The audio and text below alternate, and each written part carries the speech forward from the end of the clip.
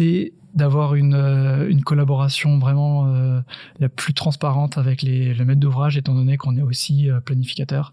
Et c'est de comprendre qu'on est partie prenante du développement du projet.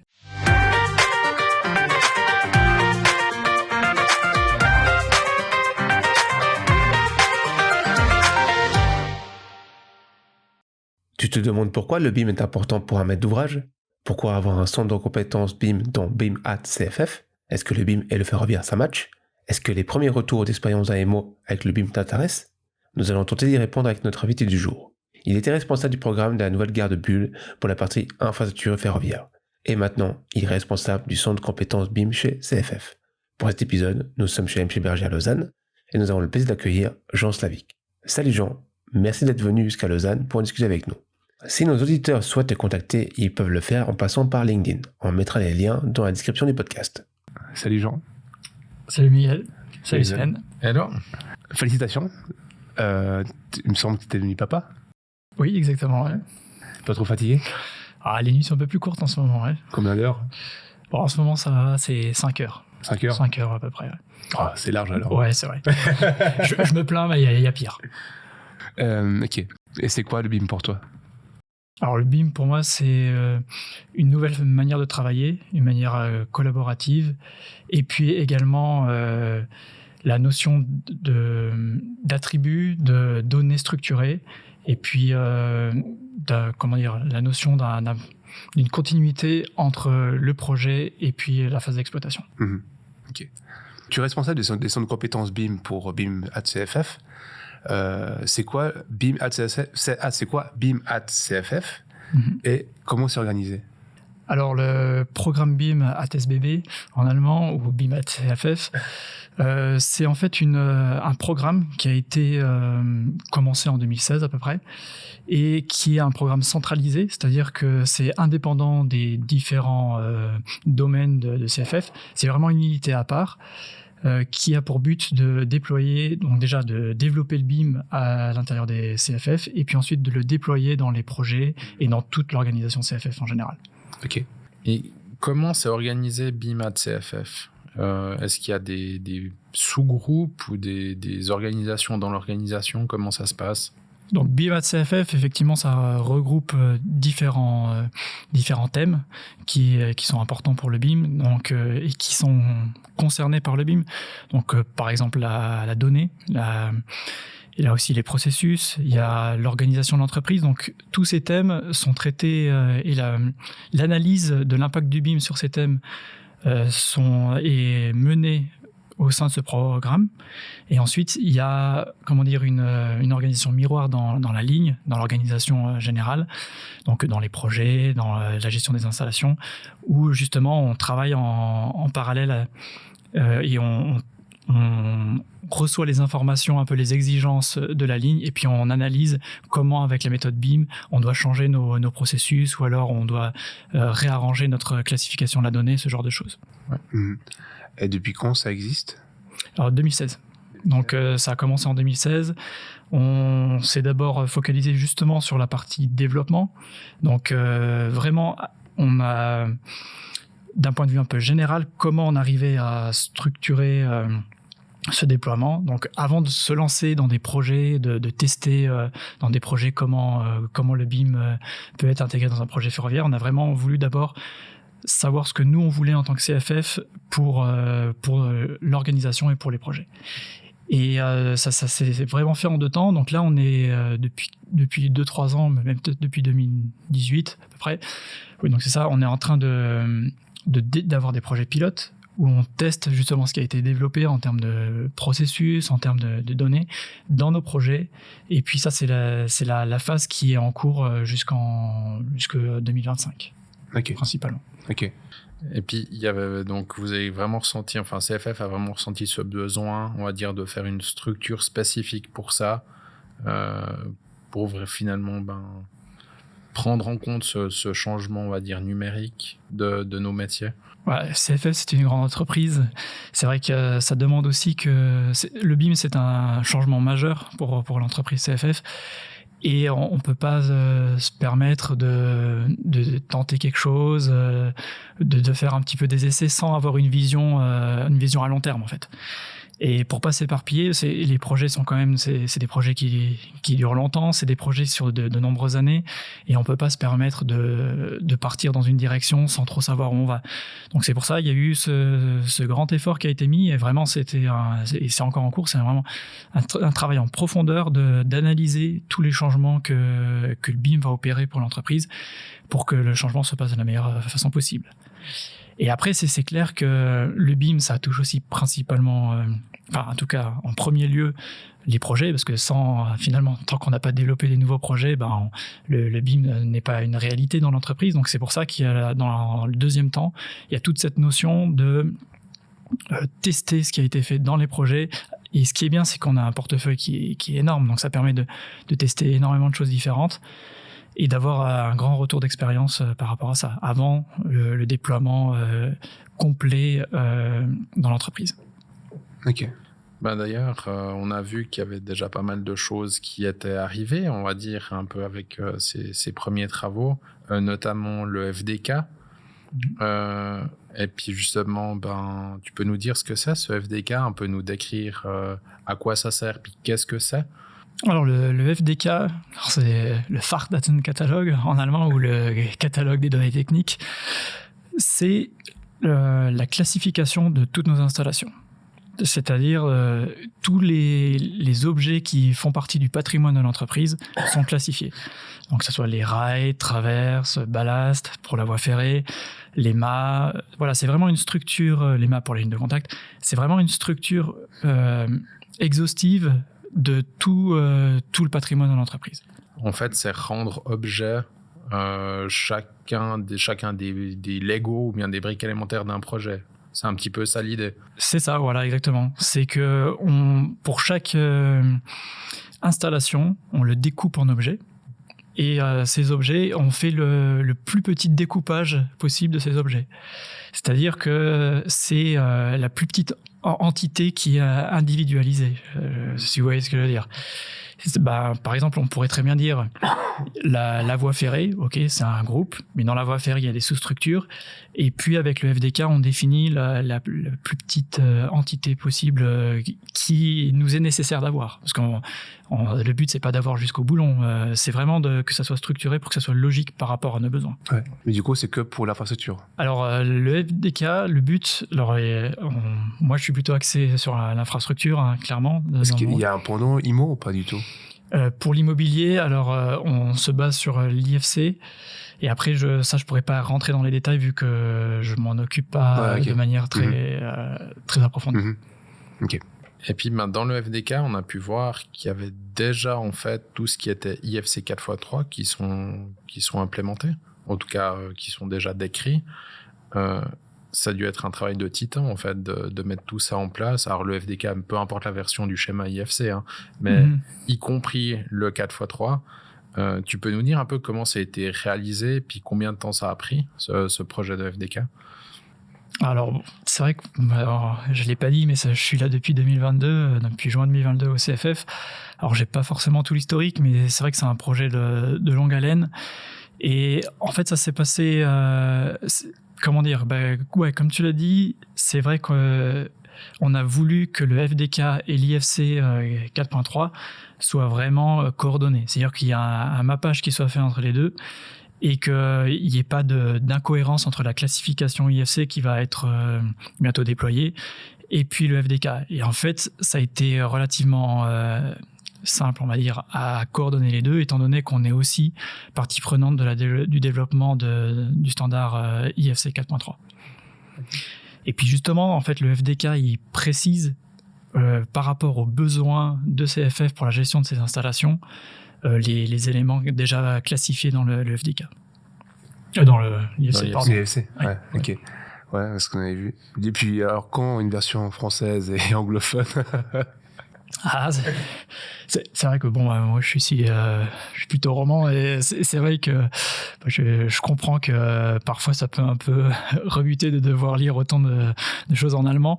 Alors c'est vrai que le FDK, d'ailleurs je sais pas si vous avez remarqué, mais les identifiants du FDK, donc pour nommer les objets, c'est souvent aussi des acronymes. Oui, j'allais dire Abkürzung, mais c'est aussi des acronymes, oui, effectivement, c'est ça. Des acronymes tirés des mots allemands, par exemple Farban, FB, ce genre de choses. Mais le but, c'est effectivement que ça soit traduit, et ça, c'est un travail qui est en cours. Ouais. Donc, et ça sera traduit dans les langues nationales.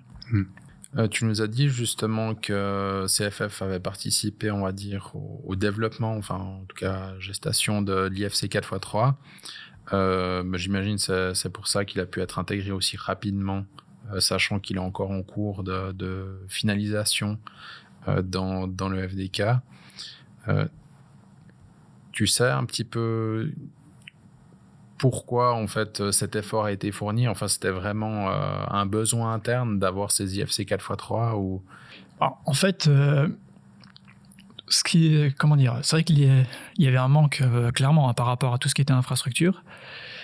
Et la vision est plutôt la suivante, c'est que tant qu'à faire, autant que nous, quand on part dans une direction, on soit le plus compatible avec ce qui se fait de manière internationale. Et pour nous, c'était vraiment important qu'on puisse avoir une participation majeure dans ce développement de cet IFC 4.3, vu surtout la volonté des CFF de rester dans l'OpenBIM.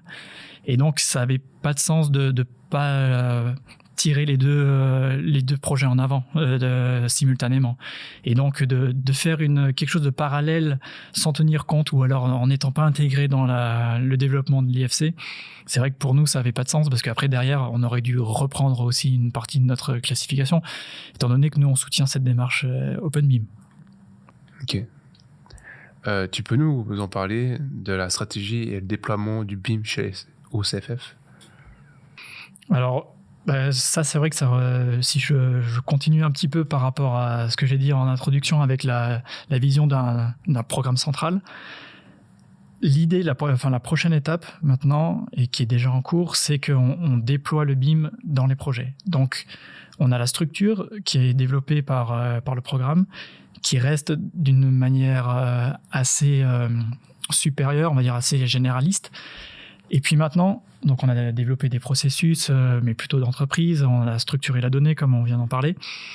Et maintenant, le défi, c'est de mettre ça dans les projets. Et puis c'est là où il y a énormément de parties prenantes à intégrer, où on n'est pas tout seul. C'est-à-dire que on se rend bien compte, dans nos projets, donc pour nous, l'introduction du BIM, ça passe par les projets, comme je l'ai dit.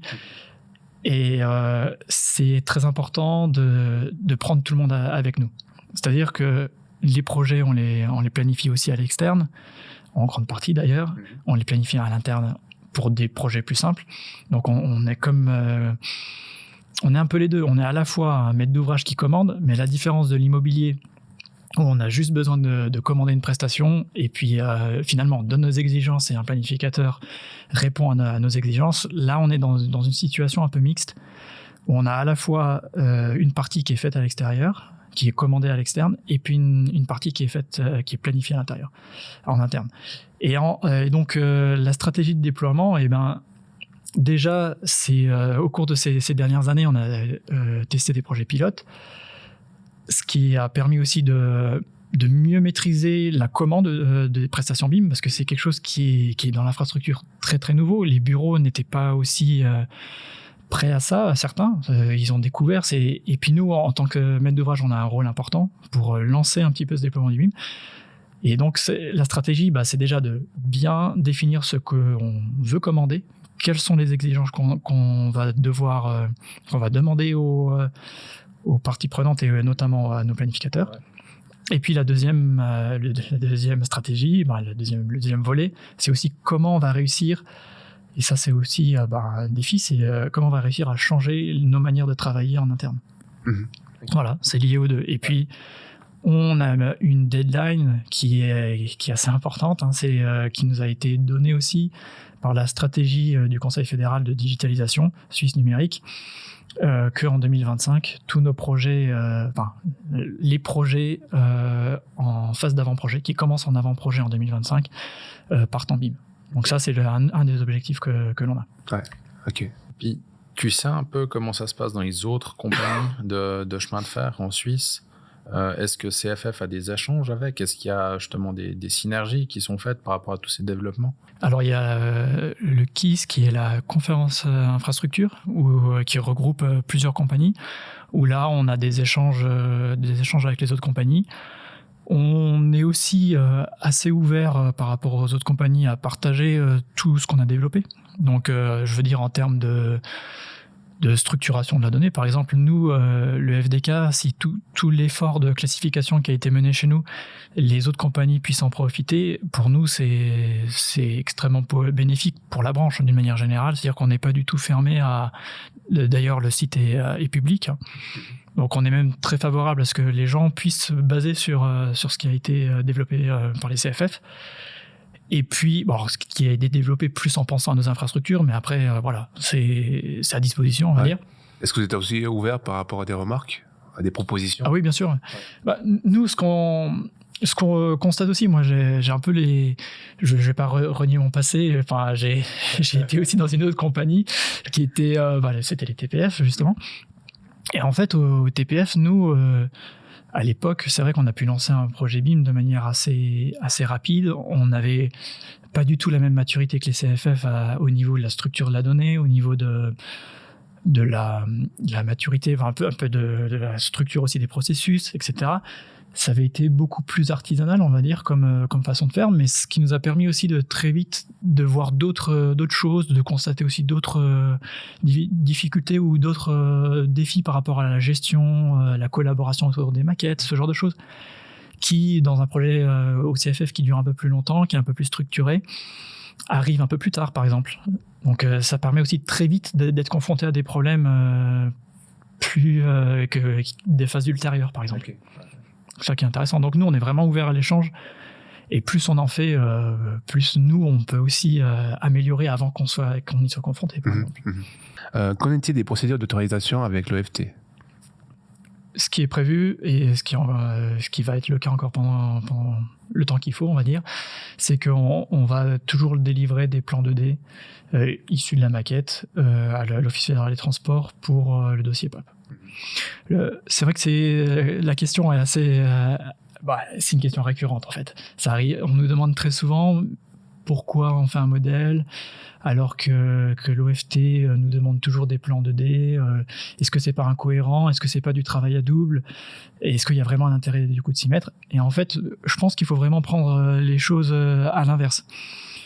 On est en train de mettre en place la méthode BIM et pour moi c'est très important que déjà, le BIM, on le fasse pour nous, pour nos installations, selon les buts qu'on s'est fixés. Donc, indépendamment des autres parties prenantes. Mais en revanche, il faut toujours avoir en tête qu'on ne peut pas laisser les autres parties prenantes sur le bord du chemin et ne pas leur donner les informations dont ils ont besoin pour statuer sur nos projets. Donc, que ce soit certains riverains, les communes et aussi l'OFT. Et en fait, moi, je vois vraiment ça d'une manière... complètement inverse, et nous on fait le BIM on utilise la méthode BIM pour nos projets. En revanche, c'est vrai que pour toutes les interfaces qu'on a avec les tiers et puis les parties prenantes, on leur donne les informations dont ils ont besoin. Et ça, pour moi, c'est comme ça qu'on pourra changer qu'on pourra faire changer les autres. En fait, quand les gens verront la puissance de la méthode BIM, à ce moment-là, c'est clair que ça sera pour eux beaucoup plus facile. Je ne parle pas de l'OFT, mais je parle par exemple des communes ou des riverains ou des entreprises. Voilà, il y a aussi les entreprises de construction, c'est aussi quand ils verront aussi tout ce qui est possible de faire, pour eux, ça sera beaucoup plus simple de se dire « Ah oui, on y va » aussi. Plutôt que de se dire « Ah, tant que les autres ne bougent pas, nous, on ne fait rien ». En fait, ça, c'est l'attitude où...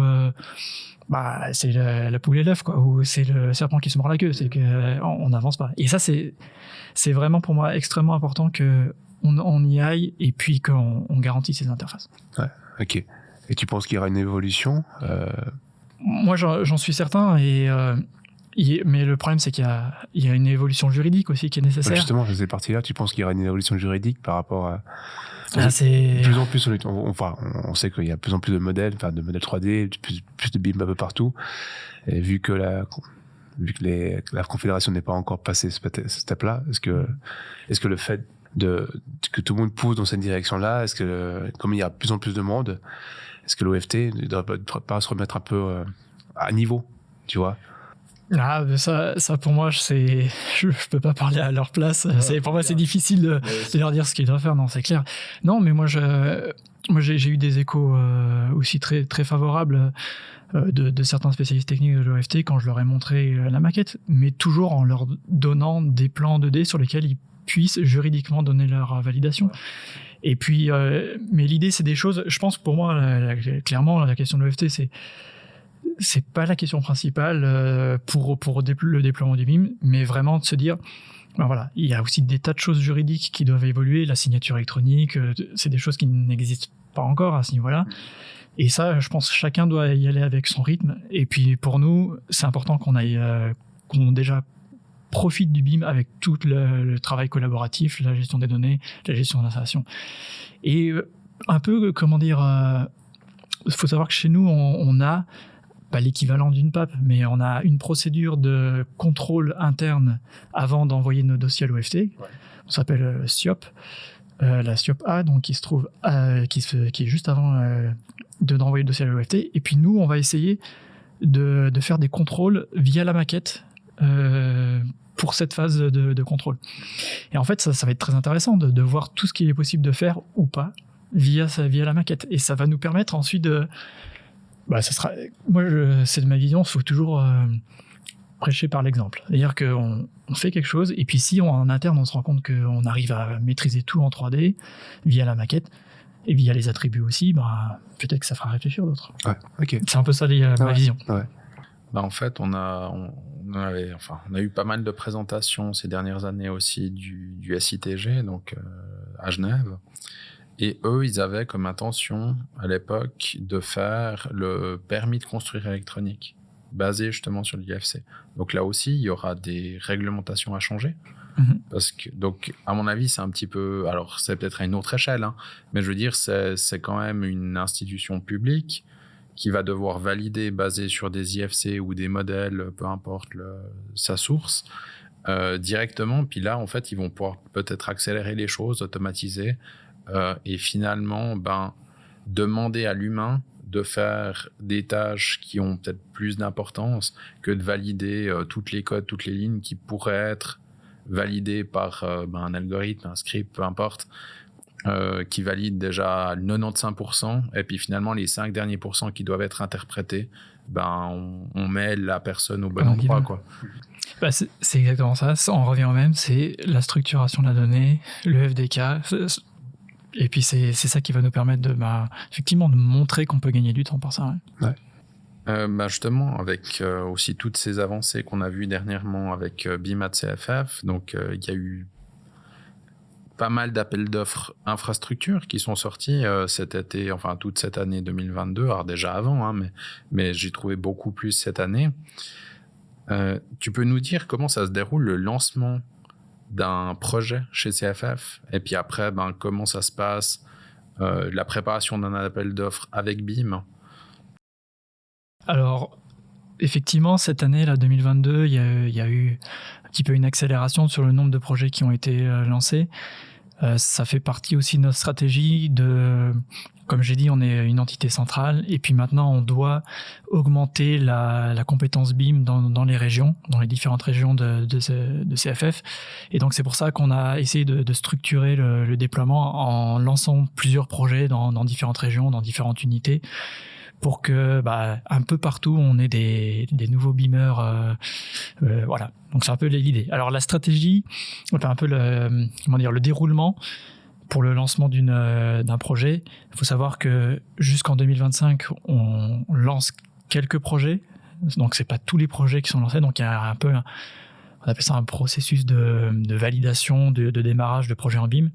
Et pour nous, c'est important qu'on commence uniquement, ou la majorité du temps, avec des projets qui sont en phase d'avant-projet. jusqu'à 2025. C'est-à-dire qu'on veut que on parte avec des nouveaux contrats. Pour nous, ce qui est quand même embêtant, et ça met un flou, c'est quand on a un projet qui est en cours et puis qu'on fait une offre complémentaire ou on passe en cours de projet en BIM. Donc le but, c'est vraiment de prendre des projets où on va lancer l'appel d'offres, planificateur, et puis sur la base, on fait une analyse du projet, et puis on regarde quels corps de métier sont impliqués, qu'est-ce qui est prévu de faire à l'interne, qu'est-ce qui est prévu de faire à l'externe, et puis on regarde quels sont un peu les objectifs, et puis sur cette base, on donne une recommandation, et puis on choisit d'y aller ou pas avec BIM. Et puis ça, au niveau de la structure, donc je pense qu'il y a le centre de compétences BIM qui est là, mais il y a aussi des chefs de projet qui étaient déjà existants qui doivent aussi passer au BIM. Comment ça fonctionne ensemble, et puis qui prépare finalement cet appel d'offres? Alors nous, notre stratégie, c'est vraiment de pas séparer la fonction de chef de projet et de spécialiste BIM. Alors on verra si à terme il faut un petit peu avoir des personnes qui soient plus spécialisées dans le BIM ou pas, mais en tout cas la stratégie, c'est vraiment que c'est le chef de projet, il doit comprendre ce qu'il commande. Et on ne peut pas déléguer des tâches qu'on ne comprend pas en fait. C'est un peu la notion de la commande. Donc pour nous, on met un grand effort d'accompagnement. En fait, en tant que centre de compétences, on accompagne les chefs de projet, mais on leur explique comment structurer l'appel d'offres. On a des appels d'offres des documents d'appel d'offres standards qui sont déjà adaptés pour les BIM. Et puis ensemble, en fait, on l'écrit ensemble. En fait, on le précise ensemble pour que les chefs de projet puissent avoir une bonne vision de ce qui va être fait et comment le projet va être organisé. Donc c'est vraiment un accompagnement. Donc je sais qu'on nous demande, mais vous êtes BIM manager, BIM coordinateur? Non, on est en tant que spécialiste BIM du centre de compétences, on accompagne les chefs de projet pour qu'ils puissent commander correctement les prestations. Donc vous avez une partie de formation. Exactement. Donc en fait c'est très très standard finalement. Ils ont une formation à suivre. Ensuite on a ce qu'on appelle un onboarding, c'est-à-dire qu'on présente les documents d'appel d'offres, on explique un peu plus précisément comment le projet va s'articuler avec la méthode BIM, et puis ensuite on remplit le cahier des charges et il continue ensuite le processus d'achat traditionnel. D'accord. Comment il est géré cette formation? Parce que tous les chefs de projet, si j'ose dire, ils vont tous aller faire cette formation ou même pas, c'est pas obligatoire, ou est-ce que... Alors les formations, pour l'instant, c'est clair, si on commence un projet en BIM, on est obligé de suivre la formation. C'est un prérequis. C'est pour ça qu'on demande d'avoir 6 mois un peu de temps devant soi pour pouvoir faire la formation, faire le onboarding. Donc le onboarding, c'est la découverte des documents d'appel d'offres, etc. Donc il y a vraiment toute une durée assez importante pour se mettre à niveau.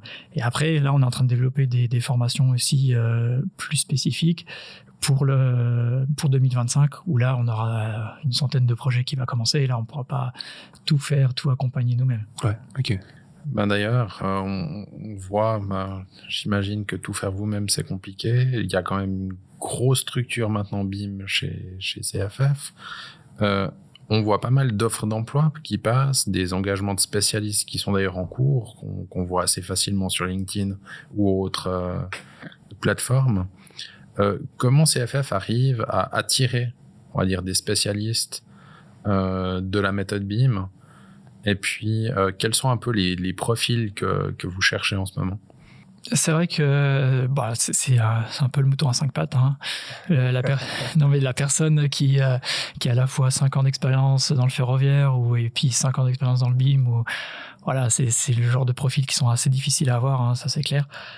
Alors nous, ce que je peux dire là des recrutements que j'ai vu passer, c'est vrai que quand on met le mot BIM, déjà il y a déjà pas mal de gens qui s'y intéressent.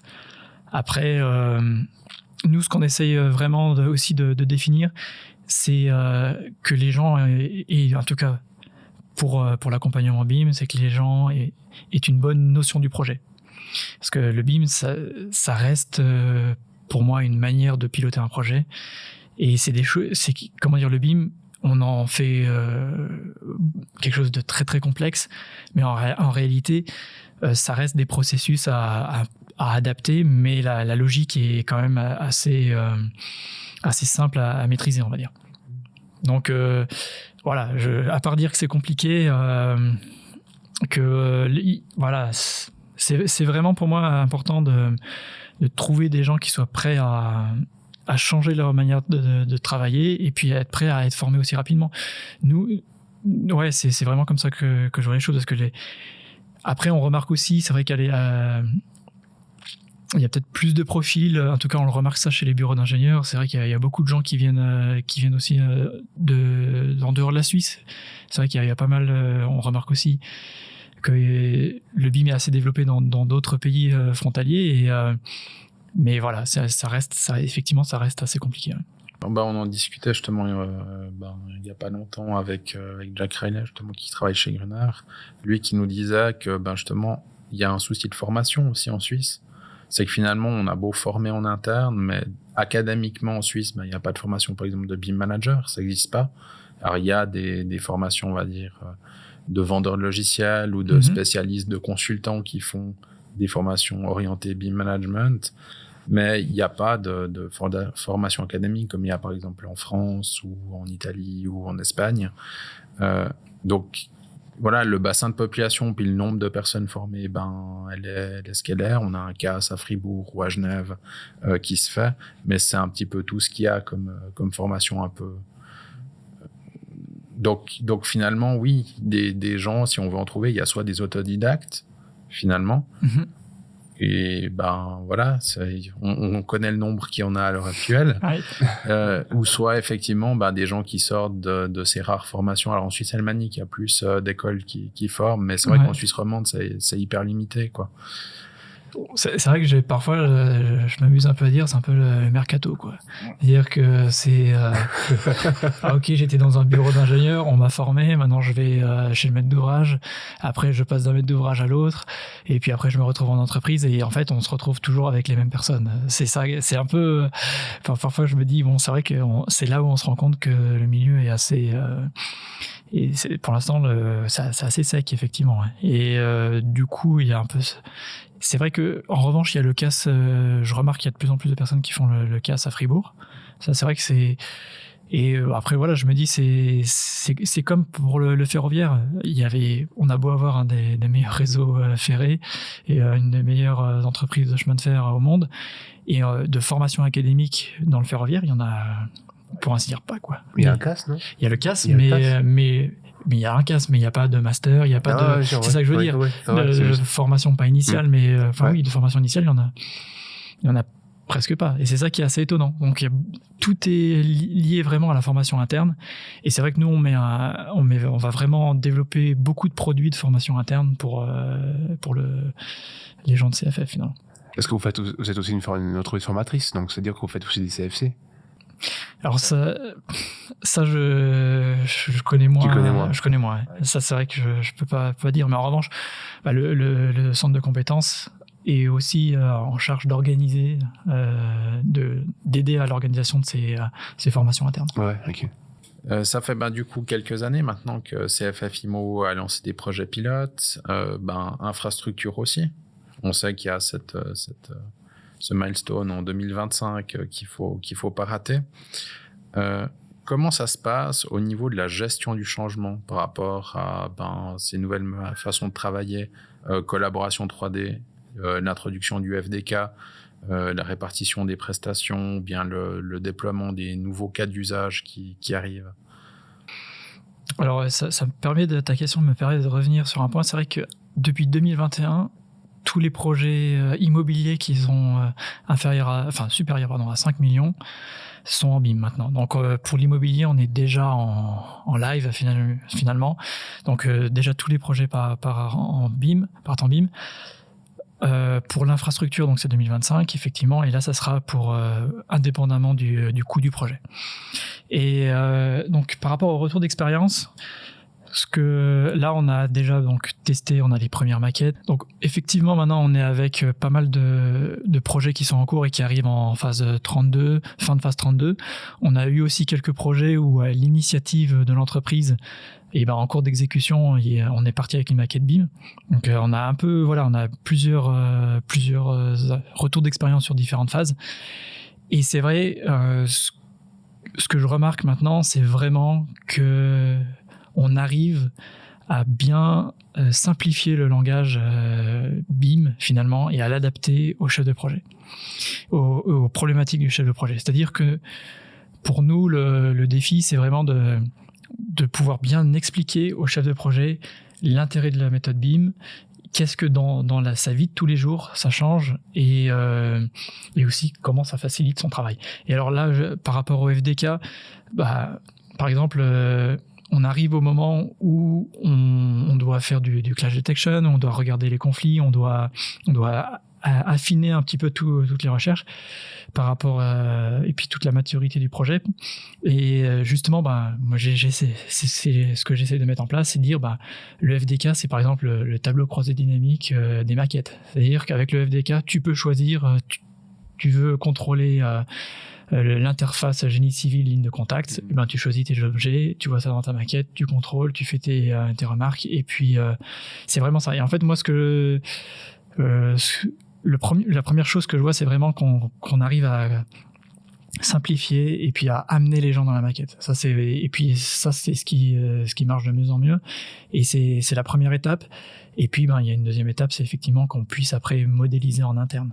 Donc ça, pour l'instant, c'est vrai qu'on est en cours de développement parce que c'est la difficulté d'être en même temps un bureau de planification au CFF, par exemple pour la ligne de contact, pour les installations de sécurité. Ouais.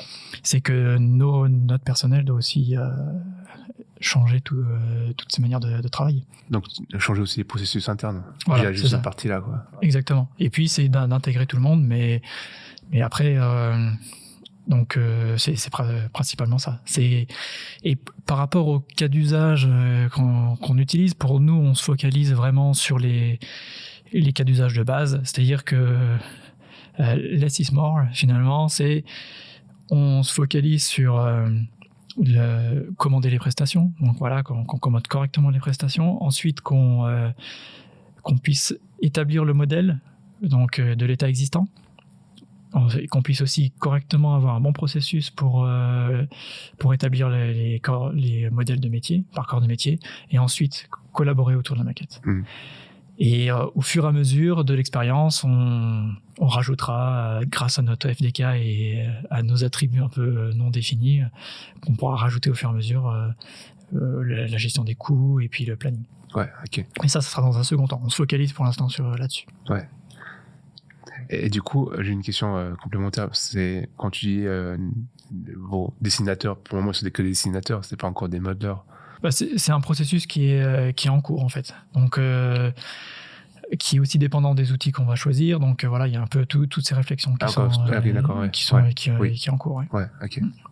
Et puis, sur ces projets pilotes, est-ce qu'il y a des points de difficulté, on va dire, réguliers ou récurrents que vous avez déjà pu voir par rapport à ça, ou bien par rapport à comment les gens travaillent, ou bien des points bloquants à dire sur lesquels les gens devraient plus travailler?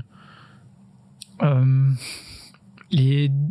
dire, c'est surtout ce qui est important, c'est que tout le monde puisse collaborer autour de la maquette. C'est que c'est un peu sortir de la planification 2D pour arriver en planification 3D avec et puis vraiment limiter la production de plans 2D à finalement la PAP ou à fin de phase finalement. Ça c'est un défi qui est assez important, et c'est clair que ça demande aussi de pouvoir bien expliquer aux gens que les contrôles puissent se faire dans la maquette, et ce qui est quand même un challenge assez important, hein, parce que là pour le coup on remet pas mal de choses à plat finalement. Le contrôle des espaces, le contrôle des pentes, toutes ces choses le gabarit aussi du train, le profil d'espace libre, toutes ces choses, il faut qu'on puisse vraiment expliquer comment on arrive à le faire dans la maquette. Voilà. Ouais, ok. Et puis, justement, un petit peu par rapport au retour de ces projets pilotes, quel est actuellement le niveau de maturité BIM que tu as pu voir un peu chez les mandataires ou les planificateurs? Est-ce qu'il y a des régions où tu vois que c'est mieux développé ou plus développé? Ou est-ce que c'est un petit peu global? Est-ce que tu penses que c'est suffisant par rapport aux intentions de CFF actuellement? Ou bien est-ce qu'il y a un gros travail qu'il y a à faire de ce côté-là? Tu peux nous dire, on est tous des cons. Qu'est-ce que je veux dire politiquement correct? Non. Moi, ce que je remarque, en tout cas, c'est... franchement, la dynamique est vraiment positive. Par exemple, au début, quand on parlait d'attributs, FDK, c'était... ou même changer les attributs, rajouter des attributs, les planificateurs, ça leur dit ça va être compliqué, ça va, c'est mettre de la donnée, c'est compliqué, ça coûtait extrêmement cher, c'est des heures et des heures de travail. Et en fait, je remarque que il y a une tendance qui s'inverse un petit peu et les gens se disent ah oui, structurer la donnée, finalement, c'est pas si compliqué que ça. Puis, en fait, merci de nous structurer la donnée. C'est un travail qu'on n'a plus à faire. Et puis, on n'a pas à réinventer la roue à chaque fois. Et c'est une dynamique qui commence à devenir positive. Et puis, on se rend compte que on a déjà touché beaucoup de bureaux, finalement, avec nos projets pilotes. Parce que souvent, c'est des projets qui sont assez importants avec beaucoup c'est des groupements, des consortiums.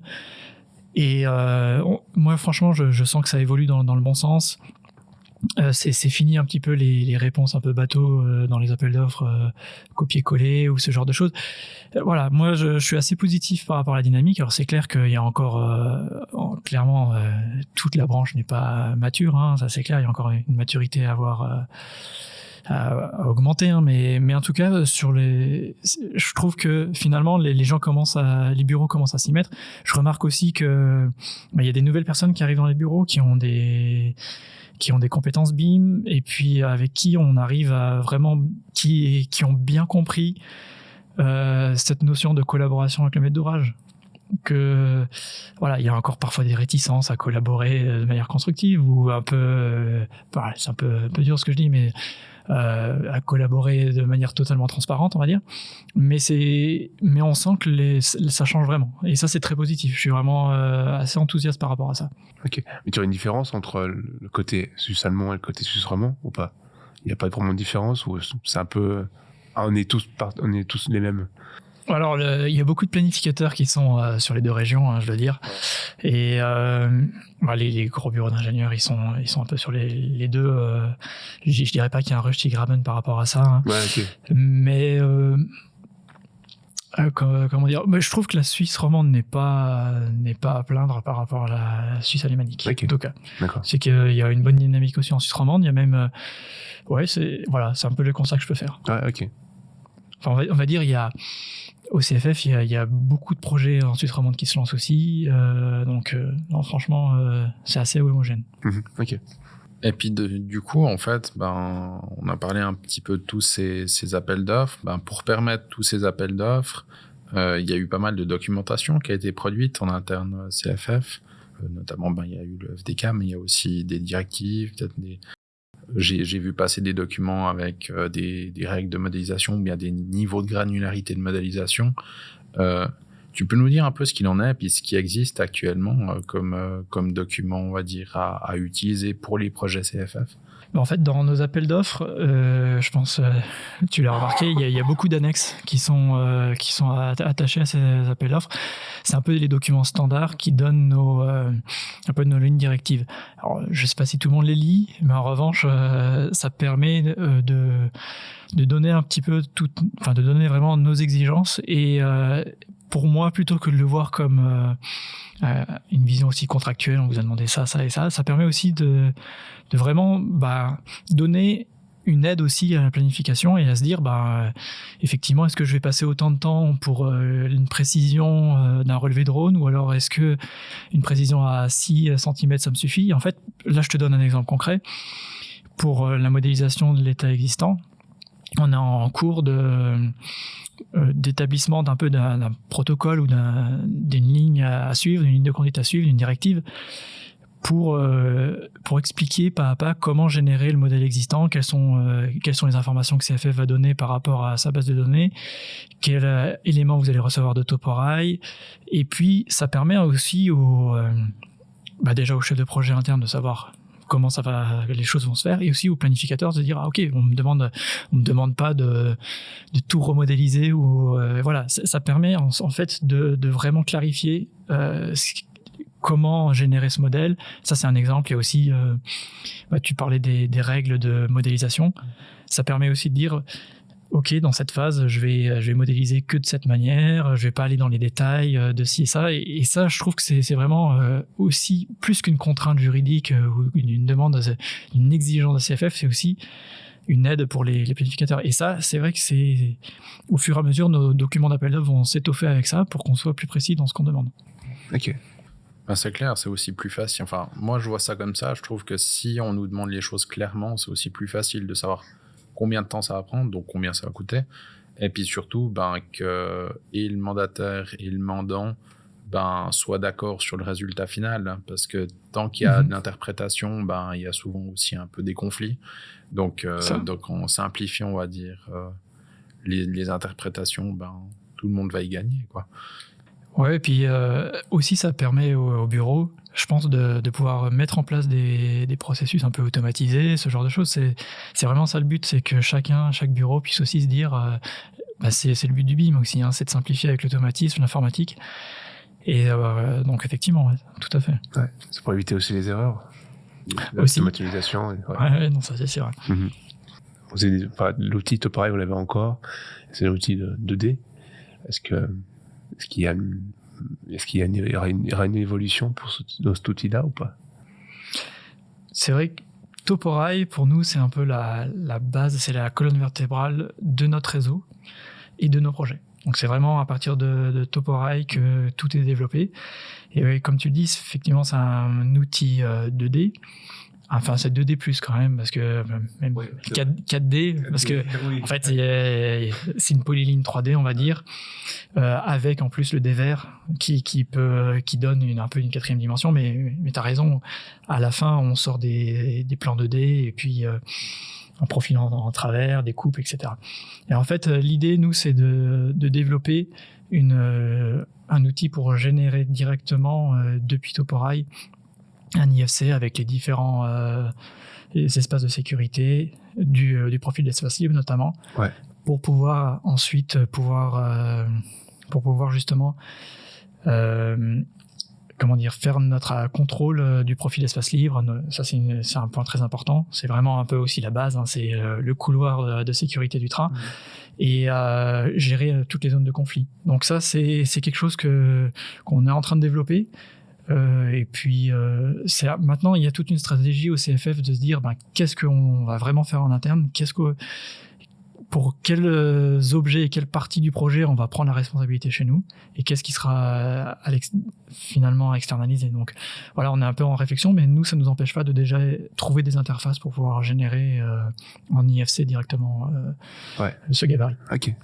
Et puis, justement, au niveau du BIM, quelles sont les attentes de CFF face au BIM en matière d'efficience, de durabilité, un peu, quels sont les objectifs généraux vis-à-vis du BIM pour CFF? C'est un peu les objectifs classiques, on va dire. Je vais pas faire dans l'innovation. Bon, il y a déjà... justement, gagner, si je prends un point du projet, il y a gagner l'efficacité dans le développement des projets, donc réduire le temps, réduire aussi les erreurs. C'est vrai que c'est assez connu, mais avec la planification conventionnelle, on a souvent beaucoup d'erreurs qui surviennent, de points à traiter qui surviennent en phase d'exécution. Puis ça, c'est vraiment de les prendre en amont. Et puis aussi, il y a tout ce qui est la continuité de la donnée. Donc on puisse réutiliser les données projets et puis gagner surtout en efficacité dans le report entre le projet et puis la gestion des installations. C'est qu'il y a toujours un temps de latence qui est ce qu'il est entre le projet fini et puis l'information chez le gestionnaire d'installation. Et puis ça permet avec le BIM, c'est un des objectifs, un des développements futurs, c'est qu'on gagne en efficacité, en rapidité à ce niveau-là aussi.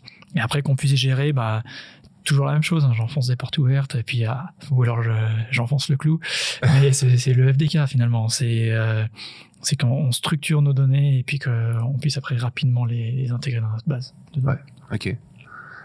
Vous avez fait un sacré boulot avec la FDK. C'est un truc assez fou quand même, hein, toute cette base de données. Du coup, sur les derniers appels d'offres en BIM pour les CFF, on a pu voir qu'il était demandé de fournir des CV pour les dessinateurs qui travaillent sur un projet. Tu peux nous dire ce qui est attendu de ce côté-là?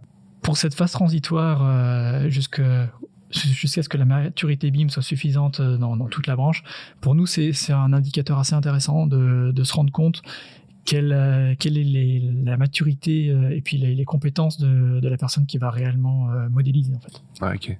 Donc c'est un peu... Voilà, pour eux, avec le BIM, il y a aussi beaucoup de choses... on l'a dit, il y a de l'information à rajouter, il y a... ça me permet de rebondir sur autre chose, en fait. Souvent, au début, les bureaux disaient la gestion de la donnée que vous nous demandez, la modélisation, c'est des choses compliquées. Et en fait, c'est normal, c'est qu'on avait une vision très génie civil du BIM. Et on se rend compte que le génie civil, c'est qu'une partie du BIM. Et que maintenant, on est obligé d'avoir des gens qui ont non seulement des compétences en génie civil, mais aussi en informatique, qui soient sensibilisés à cette partie numérique. Et avoir un CV de dessinateur, ça peut aussi être une bonne information sur ses compétences un peu plus généralistes à ce niveau-là. Ouais. Selon toi, je pense qu'il faut... les appels d'offres doivent aussi un peu se modifier. Est-ce que tu vois une certaine future évolution des appels d'offres à faire un peu différemment? Nous, on s'est vu à la conférence BIM et on a discuté un moment par rapport à la maturité, à la matrice de Redouane, c'est juste, hein? T'en penses quoi de ça? C'est un thème qui est intéressant. Ça, c'est vrai. Juger la maturité BIM d'un bureau, c'est quelque chose qui est pas facile à faire, en fait, hein.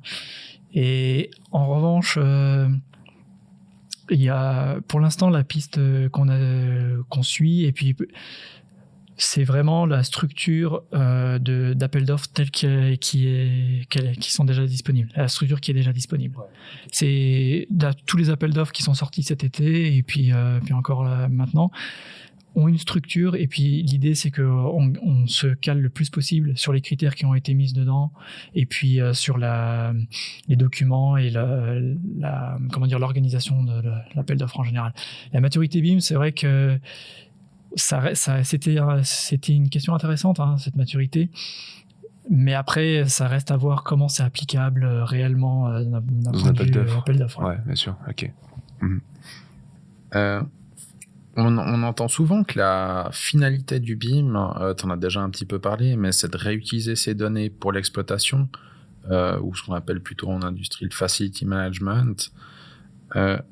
Qu'est-ce qui est mis en place de ce côté-là chez CFF pour le moment? Est-ce qu'il y a déjà une vision ou une façon où vous avez prévu de réutiliser ces données pour l'exploitation? Il y a beaucoup de choses en cours d'étude. Il y a aussi la question de SAP, la DFA, il y a beaucoup de points ouverts. Nous, on s'est focalisé vraiment sur la structuration de la donnée.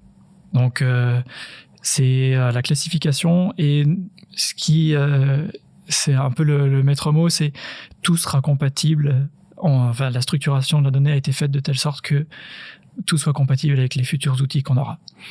Mais c'est un processus qui est assez qui prend du temps, et donc là, pour donner un peu le fil directeur, 2025 on commence les avant-projets en BIM. En 2027, on aura la phase d'exécution. On commencera, du coup, les projets qui auront commencé en BIM en avant-projet vont arriver deux ans après, à peu près en phase d'exécution. Donc là, on aura des nouveaux cas d'usage qui vont être développés, comme les coûts, la planification. Et puis, il y aura après la remise de ces informations dans le système, donc la phase 53 et 60. Et ça, c'est quelque chose qui arrivera 2029. Donc en fait, ça nous laisse le temps de pouvoir développer tout ça en parallèle sans se limiter sur le cours des projets. Mais pour l'instant, il y a encore énormément de choses qui sont en cours d'analyse, ça c'est clair. Et puis, comme tu as dit que c'est en cours d'analyse, donc du coup, les reprises de l'information de la maquette projet, Est-ce que vous avez déjà fait des tests ou pas encore pour après, pour tout ce qui est exploitation FM? Pour l'infrastructure, pas encore. Pour l'immobilier, il y a eu un article qui est sorti il n'y a pas longtemps, donc, où ça s'est fait, où il y a une reprise d'un bâtiment qui a été donc transféré au Facility Management. Mais sinon, pour l'infrastructure, c'est encore en cours. Là, on n'est pas. Ouais, ok.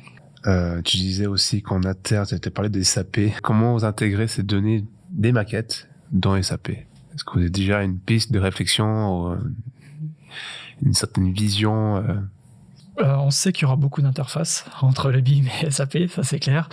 Et c'est honnêtement, moi je me concentre vraiment sur le déploiement dans les projets. Et c'est vrai que pour l'instant, en phase projet, il n'y a pas trop d'interfaces encore entre SAP et BIM en général. C'est-à-dire que les processus conventionnels restent en place pour l'instant. Ouais. Donc ça, c'est vraiment quelque chose qui viendra un peu plus tard. Et puis, au niveau de l'utilisation de ces modèles, jusqu'à maintenant, il y avait la DFA qui était un peu votre reflet de toute votre infrastructure façon numérique. Maintenant, il y a le BIM. Est-ce qu'il y a un lien entre la DFA et le BIM? Comment ça se passe? J'en ai parlé un petit peu tout à l'heure. C'est en fait le chemin qui est pratiqué actuellement, c'est de la DFA vers le BIM. Donc, c'est quand on commence un nouveau projet, une des premières choses qu'on fait, c'est d'établir le modèle de l'état existant. Et en fait, à ce moment-là, on prend les données de la DFA et on essaye d'automatiser le plus possible la construction du modèle sur la base des informations de la DFA. Pareil avec Toporail, on prend aussi l'axe de la voie et puis on l'intègre dans le modèle et puis on définit qu'est-ce qui doit être pris en compte, etc. Et ce chemin se fait dans ce sens-là pour l'instant. Après, dans un premier temps, il y aura le chemin inverse qui se fera. Nous, on est en train de former les data managers chez nous pour qu'ils puissent justement être sensibilisés au BIM, vu que c'est eux qui devront aussi faire le contrôle de la qualité de la donnée. Et donc pour l'instant, c'est vraiment la formation de ces personnes. Et on archive les dossiers, les projets quand ils arriveront en fin de projet, justement. Et puis à ce moment-là, on aura, d'ici là, on aura déjà les autres outils qui seront développés pour pouvoir gérer qu'est-ce qu'on fait de ces maquettes, où est-ce qu'on les intègre, etc. On vit dans un monde maintenant où il y a beaucoup de nouveautés, où ça change tout le temps. Comment tu te tiens au courant, on va dire, des nouveautés? Et puis, est-ce que tu pratiques, toi, une veille technologique régulière ou tu as des gens qui le font pour toi dans l'équipe? Comment ça se passe? Alors, je me renseigne quand même par rapport aux nouveautés qui se passent. En fait, ce que j'aime beaucoup, c'est aussi échanger avec les autres compagnies. Donc ça, c'est pour le côté ferroviaire. Mais aussi, toujours être... LinkedIn, c'est un bon moyen, finalement. Hein. C'est de voir ce que font les autres. On vient toujours à LinkedIn, et puis, c'est possible. C'est vrai que c'est un petit peu l'outil international, en fait, qui permet de voir ce qui se passe un peu aussi en dehors de nos frontières. Et alors souvent il y a du Hollywood BIM, hein, comme on dit. Il y en a beaucoup. Hein, c'est un peu même parfois on se dit est-ce qu'ils ont vraiment fait ça comme ça, ou alors parfois on voit des projets qu'on connaît et puis on se dit c'était peut-être pas aussi beau que ça. Mais en tout cas non. Alors c'est clair qu'il y a ça. Après, nous, il faut savoir que dans le programme BIM, à TSBB, on a aussi toute une partie qui s'occupe aussi d'échanger avec les partenaires, que ce soit les autres compagnies via Building Smart, et aussi on a des contacts avec la Deutsche Bahn. Moi, on est aussi sollicité pour échanger à ce niveau-là avec aussi EBB. Voilà, il y a beaucoup de partenariats qui se font, et c'est aussi par ce biais-là qu'on se renseigne. Mais il y a vraiment tout un département où on participe aussi aux événements internationaux pour toujours se tenir au courant, comme il y avait la conférence BIM à Lausanne, mais il y a eu aussi à Montréal. Voilà, on va aussi s'informer de manière un petit peu plus générale. Mais toi, personnellement, tu Tu fais comment cette veille technologique à part ça? En fait, personnellement, je profite aussi des, on va dire, bon, je peux pas tout faire, mais je profite aussi des gens dans l'équipe qui ont des initiatives. On a eu, et même parfois, des initiatives de gens qui viennent, par exemple, aussi des stagiaires. Ça, c'était hyper intéressant. C'est des gens qui viennent avec une vision totalement différente et qui développent des programmes, qui se recherchent par exemple, pour générer un phasage, par exemple. Il y a beaucoup d'initiatives qui viennent aussi des gens qui sont encore en formation et qui ont un contact aussi, qui sont aussi bien sensibilisés au numérique. Et c'est vrai que je profite beaucoup de l'expérience aussi des équipes de l'équipe. Et c'est comme ça que je m'informe. Voilà. Si tu étais à notre place, quelle serait la question qu'on ne s'est pas posée? Ah, punaise, c'est les questions pièges. Toujours. Ouais.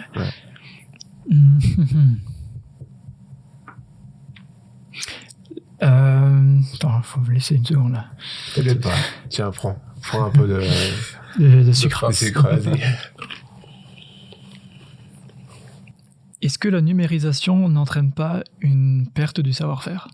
C'est un petit peu le risque que je vois aussi dans cette vision, cette digitalisation. Alors c'est un peu philosophique, mais c'est un peu ce qu'on remarque.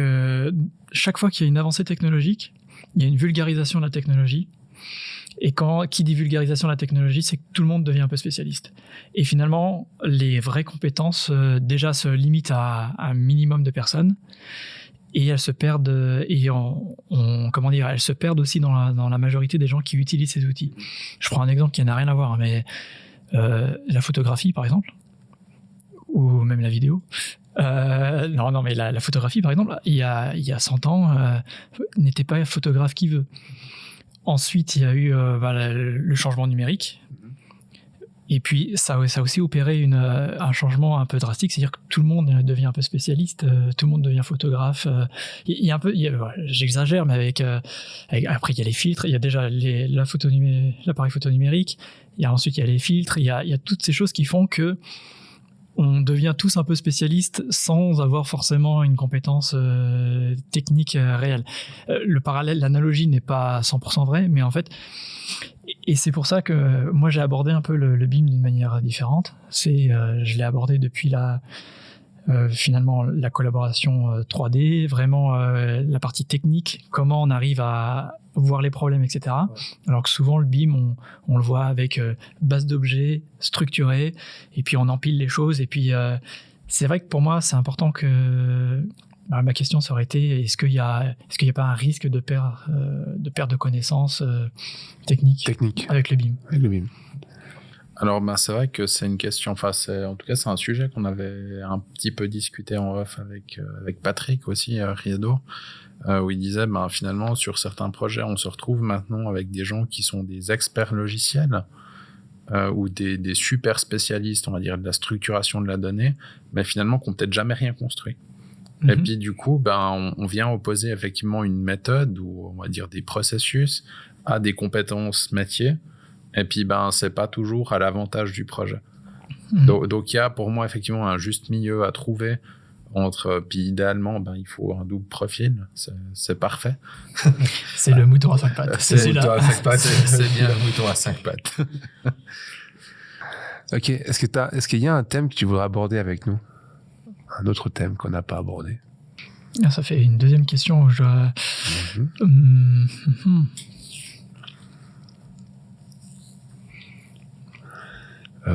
Mais je sais pas, si t'as pas de thème, c'est pas grave, mais je sais pas. On va parler de technologie, de BIM, changement. Moi, ça serait un peu d'avoir, vu que vous êtes plus dans le développement que moi, ça serait comment vous voyez l'avenir avec justement cette automatisation, et comment dans les bureaux, surtout pour Sven finalement ces questions, mais un peu comment ça se développe dans les bureaux, cette notion justement de ce qu'on disait d'informatisation de la profession. Alors, de ce que moi j'ai vu, on va dire dans les bureaux, alors plutôt ici aux alentours de Lausanne ou en Suisse romande, les gens qui pratiquent, on va dire, de la programmation en plus de leur métier, c'est des cas plutôt isolés. Donc il n'y a pas encore vraiment, enfin je connais pas de bureau où ils ont dit on développe un département numérique, enfin développement pour nos projets et puis qui s'appuie dessus. Donc c'est souvent des gens qui sont formés en autodidacte ou passionnés d'informatique et c'est souvent des cas isolés. Donc c'est un risque pour les bureaux parce que finalement ça permet d'accélérer un petit peu la mise en place d'outils, l'accélération aussi de la modélisation, peut-être des passerelles entre les outils. Mais si cette personne ne documente pas ce qu'il fait ou si elle quitte la société, souvent c'est une perte, puis on revient, on va dire, plusieurs pas en arrière. Donc je connais pas encore vraiment de structure ou d'organisation dans laquelle ils se sont dit c'est suffisamment important pour créer, on va dire, un département développement. Et puis dans ce département développement, on met en place finalement peut-être un chef d'équipe avec des gens. Et puis tout ce qu'on fait, on le documente suffisamment pour que même si quelqu'un parte, finalement ça reste alimenté. Et puis on est peut-être encore un petit peu trop tôt, on va dire, pour ça, parce qu'il y a des gens qui sont encore en train un peu de se former au BIM. Mais moi, dans ma vision, c'est que dans quelques années, finalement, on aura besoin de ces profils-là. Et puis, ces profils-là, ils feront plutôt des prototypes. Donc, on va dire des spécialistes métiers qui sont mis au développement.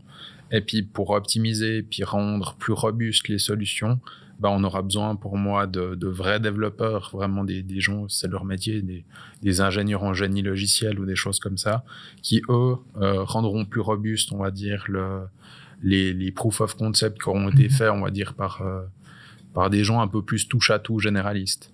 Ce sera des profils intéressants pour BIM CFF, non? Ah ouais, nous, c'est clair. On a un côté extrêmement informatique chez nous. On est en train de développer les outils. On parlait de Toporai. Ouais, justement. C'est des gens, par hasard, parfois, on en découvre, mais c'est vrai que c'est effectivement. Et aussi, j'avais une deuxième question, du coup. Votre positionnement par rapport au développement de solutions internes, par rapport au fait de se dire, si j'attends encore un peu, peut-être qu'Autodesk va trouver une solution pour moi. Quelle est un peu votre vision par rapport au logiciel propriétaire et puis les petits scripts ou les petits scripts Python qu'on pourrait, aux lignes de code qu'on pourrait un peu développer pour pouvoir générer nous-mêmes les IFC, par exemple. On a eu une discussion avec Jack, c'était juste, non? Ouais.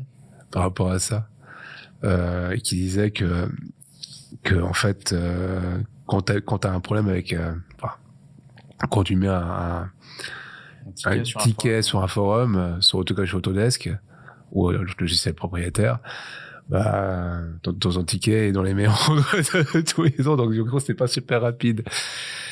Mais après, ce qu'on disait avec Sven, c'est que c'est vrai que les logiciels propriétaires ils sont là, puis ils essaient de pousser au maximum les développements.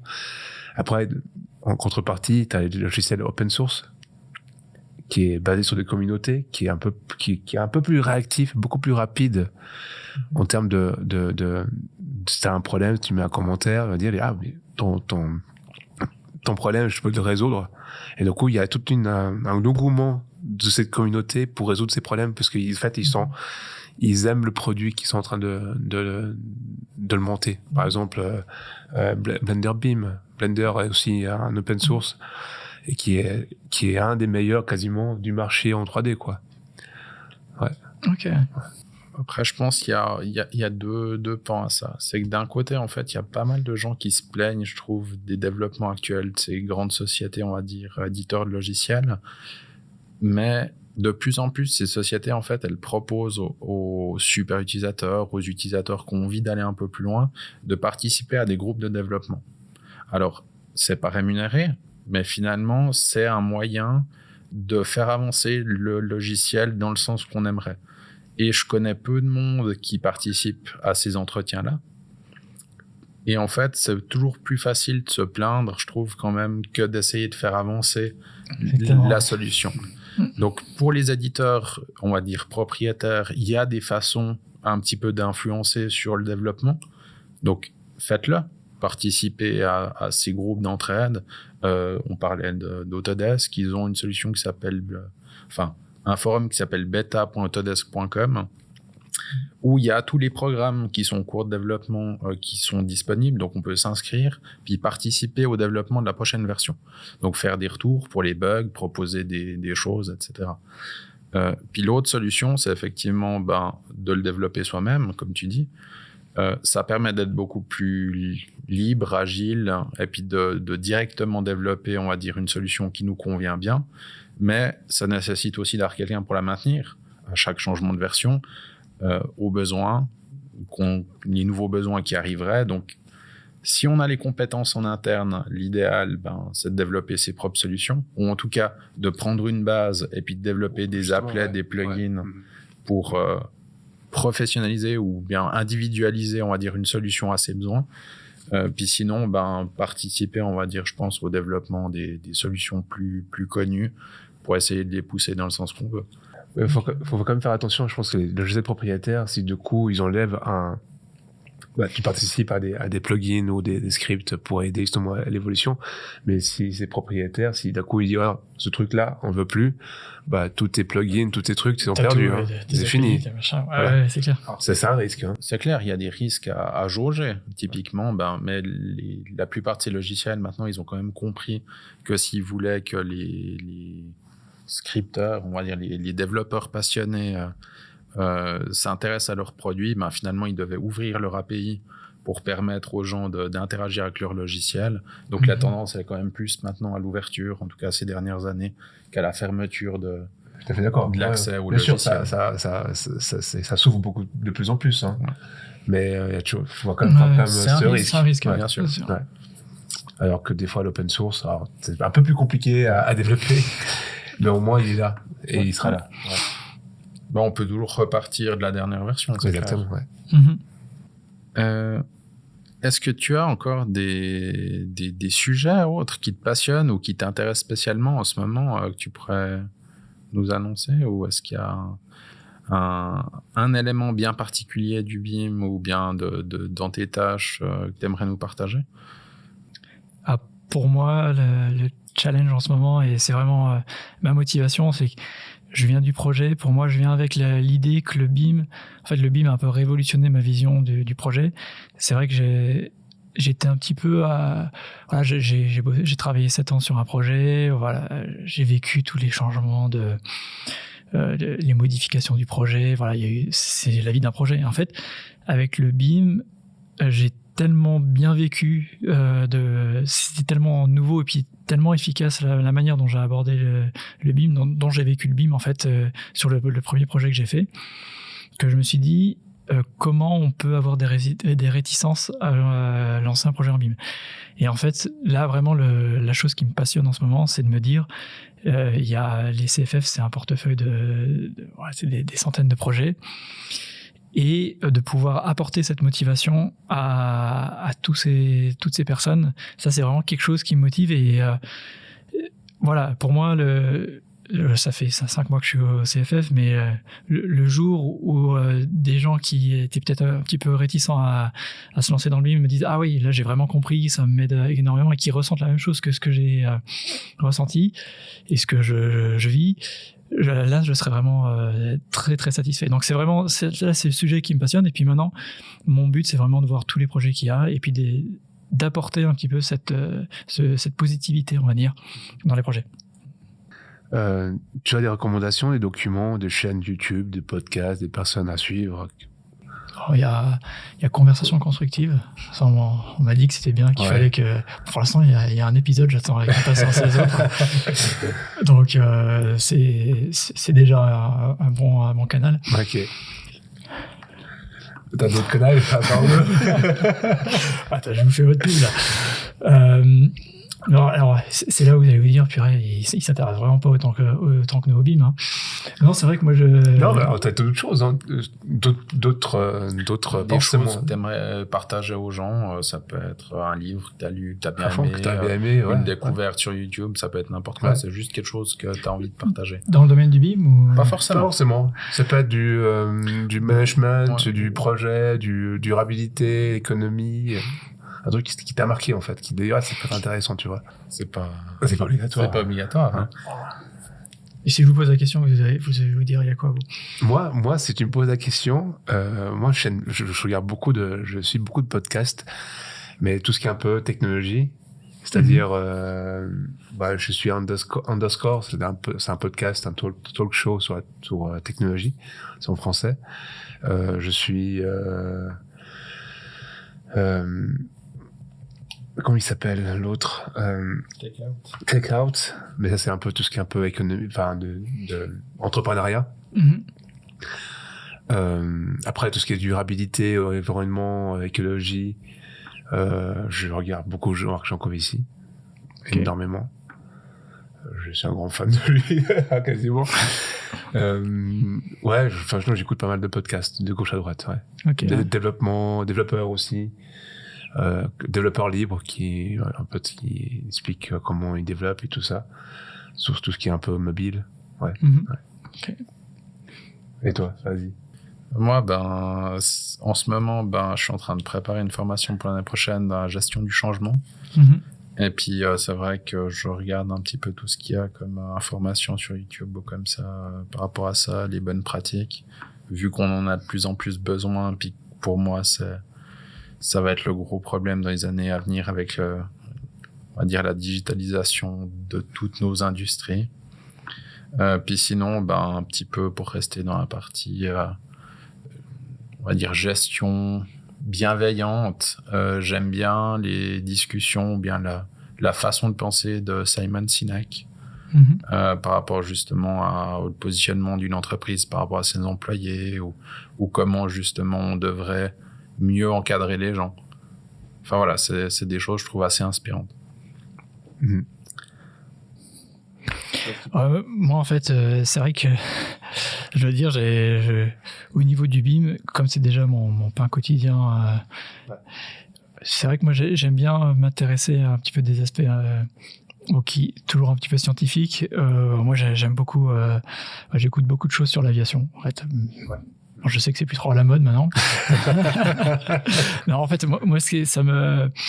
je me passionne pas mal pour l'aviation aussi. Mais quand tu dis l'aviation, c'est quoi le terme technique? Comment est-ce qu'on construit pas du tout. C'est le pilotage, l'ILS, tout ce qui est gestion justement du positionnement de l'avion en 3D, en 3 dimensions. J'aime beaucoup aussi tout ce qui est spatial finalement. Et j'écoute beaucoup de choses là-dessus. Donc, dans le spatial, ok. Ouais.